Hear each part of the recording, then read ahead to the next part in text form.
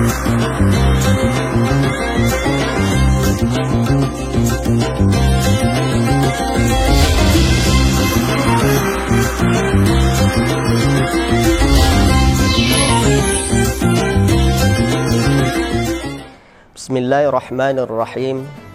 Assalamualaikum warahmatullahi wabarakatuh.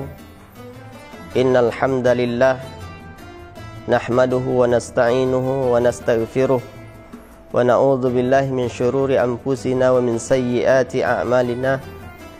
May yahdihillahu fala mudhillalah wa may yudlil fala hadiyalah.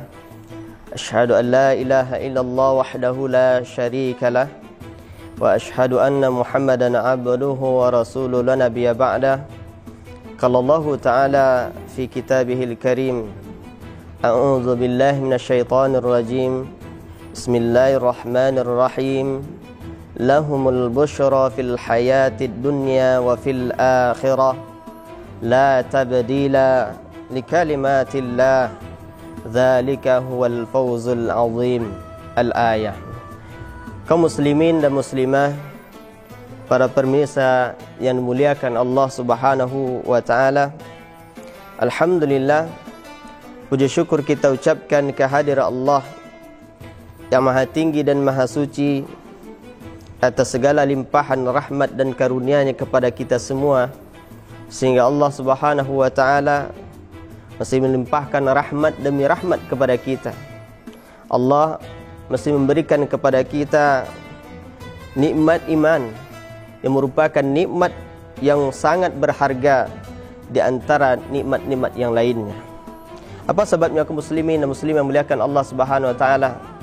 Karena Allah Subhanahu wa taala berfirman dalam surah As-Saba ayat 12, Bismillahirrahmanirrahim, wa qalilum min ibadiyasy syakur, dan sedikit di antara hambaku, kata Allah, yang bersyukur.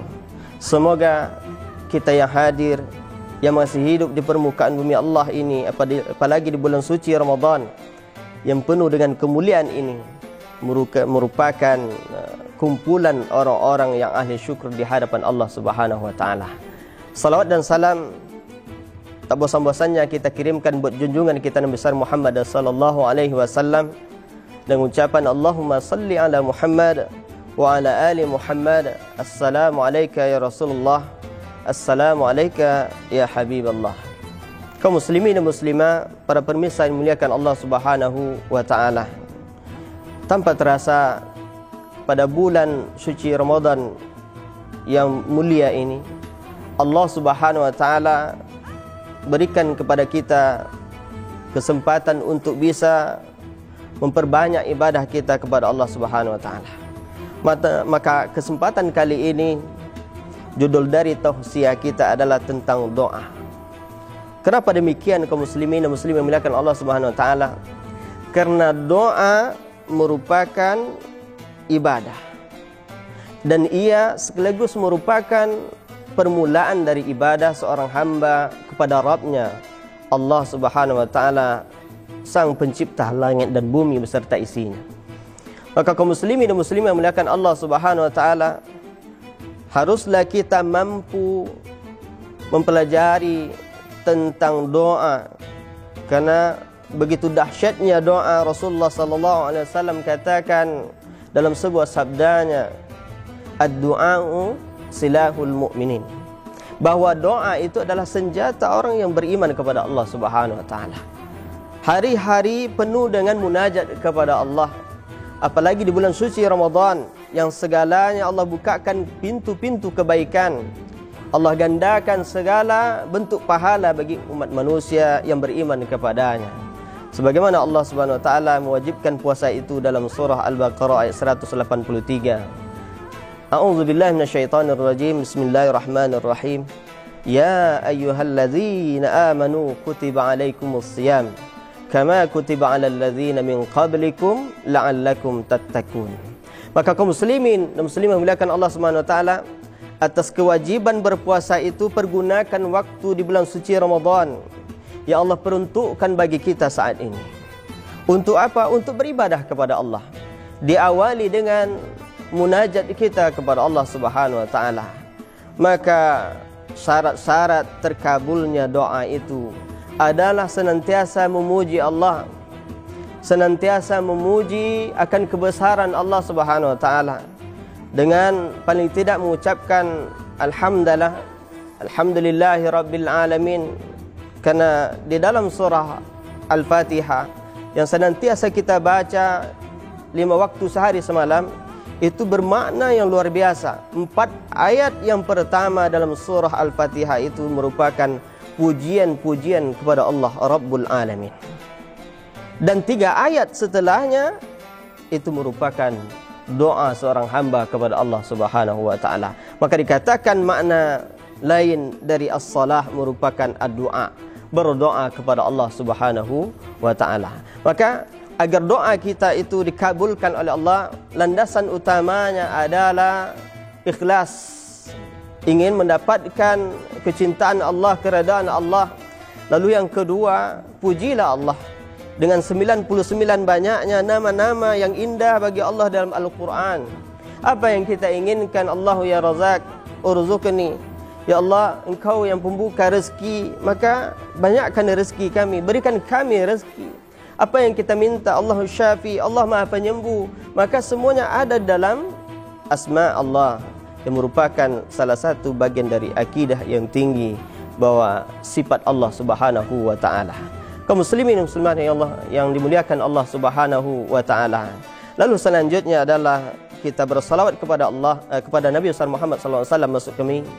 Bagaimana supaya doa itu tidak ada hijabnya? Karena Rasulullah SAW pernah bersabda, doa seorang hamba tidak akan sampai kepada Allah kalau ia tidak mengawalinya dengan bersalawat kepada aku. Betapa pentingnya salawat kepada Nabi Muhammad sallallahu alaihi wasallam. Kaum muslimin dan muslimah yang muliakan Allah Subhanahu wa taala. Lalu yang selanjutnya, yang keempat adalah memohon ampunan Allah, beristighfar, astaghfirullah wa atubu ilaih. Barulah yang kelima, kita bermunajat kepada Allah Subhanahu wa taala dengan keinginan-keinginan kita. Kaum muslimin muslimah yang muliakan Allah Subhanahu wa taala, kenapa doa ini begitu penting dalam setiap sendi-sendi kehidupan kita? Karena doa merupakan salah satu sunnah Rasulullah SAW. Bukankah Rasulullah SAW juga mengajarkan kepada kita untuk tidak meninggalkan sunnahnya seperti zikir pagi dan petang? Kalau di pagi hari kita memohon kepada Allah, Allahumma bika asbahna wa bika amsayna wa bika nahya wa bika namut wa ilaikan nusyur. Di petang harinya pun kita tutup dengan memohon, bermunajat kepada Allah, memohon perlindungan kepada Allah dari kejahatan-kejahatan makhluk Allah, terutama innahu lakum aduwwum mubin, syaitan laknatullah itu. Maka dengan doa Allahumma bika amsayna wa bika asbahna wa bika nahya wa bika namut wa ilaikal masir. Suatu ketika ada sebuah kisah kaum muslimin memuliakan Allah Subhanahu wa taala yang ditulis oleh seorang ulama besar yang khibar, ulama yang sangat banyak jasanya bagi perkembangan dakwah agama Allah Subhanahu wa taala. Dalam sebuah kitab ad-da'wah, macam-macam penyakit dan cara pengobatannya yang ditulis oleh seorang ulama besar, Ibnu Qayyim al-Jauziyah. Apa diungkapkan di situ? Kata beliau bahwa kebodohan merupakan salah satu penyakit. Maka caranya adalah bertanya kepada para ulama. Maka alangkah meruginya seorang hamba Allah, dia tidak mengetahui betapa pentingnya, dahsyatnya doa. Dia tidak memiliki adab untuk berdoa kepada Allah. Permintaannya banyak, akan tetapi dia lupa untuk memuji Allah. Alangkah ruginya dia di hadapan Allah Subhanahu wa taala. Maka basmilah kebodohan kita dengan senantiasa bertanya kepada para ulama, guru-guru kita. Kaum muslimin dan muslimah memuliakan Allah Subhanahu wa taala. Mudah-mudahan tausiah yang singkat ini ada manfaatnya bagi kita semua, sehingga setiap hari kita hiasi dengan memperbanyak doa kepada Allah. Paling tidak keteguhan hati kita kepada Allah, sebagaimana diajarkan oleh Rasulullah sallallahu alaihi wasallam, ya muqallibal qulub tsabbit qulubana ala dinik.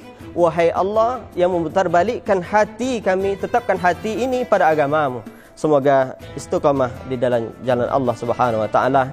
Kita tutup pertausiah kita saat ini dengan mengucapkan lafaz hamdalah. Alhamdulillahirabbil alamin, kafaratul majlis. Subhanakallahumma wa bihamdik, asyhadu an la ilaha illa anta, astaghfiruka wa atubu ilaik. Akhirul kalam, Assalamualaikum warahmatullahi wabarakatuh.